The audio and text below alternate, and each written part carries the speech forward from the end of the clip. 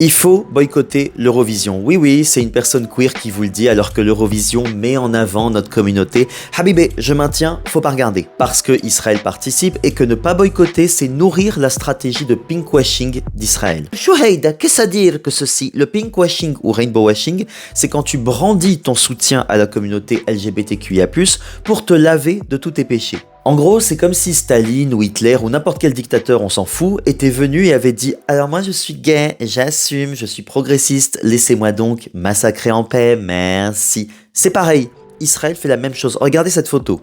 C'est bon, vous avez vomi? Bien. Elle résume tout, cette photo. C'est pas de l'IA, hein. Ça a été posté par Israël sur son compte X officiel le 13 novembre 2023. Vous avez un soldat israélien à Gaza, dans les décombres, et le mec tient un rainbow flag avec marqué « Au nom de l'amour » au milieu des ruines. Évidemment, le texte du tweet est priceless. Le tout premier drapeau des fiertés hissé à Gaza.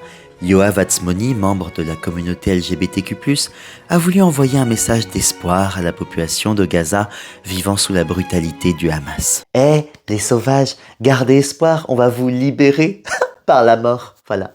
Merci Israël, on a capté je crois. Hein. Et il y a même pire, vous saviez que l'armée israélienne piège des Palestiniens gays sur Grindr ou autre? C'est des témoignages que j'avais pu récolter quand j'étais encore journaliste au Liban. Plusieurs Palestiniens de Cisjordanie occupés m'ont raconté que Israël menace de révéler l'homosexualité ou la vie privée de Palestiniens queer pour les forcer à donner des infos, à collaborer avec Israël pour livrer tel ou tel milicien, telle ou telle personne. Alors, toujours aussi LGBTQ friendly Israël?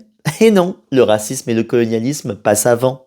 Ça me permet de répondre à des nombreux haters et des messages qui me disent « Va à Gaza, tu tiendras pas une seconde, ils vont te jeter du haut d'un toit, Hayat et Enta, Israël m'aura tué bien avant. » C'est pas l'homophobie à Gaza ou au Liban qui a tué au moins 75 000 Palestiniens et au moins 6 000 Libanais, c'est leur bombe. Donc le boycott d'Israël ne doit pas être juste diplomatique ou économique, il doit aussi être culturel.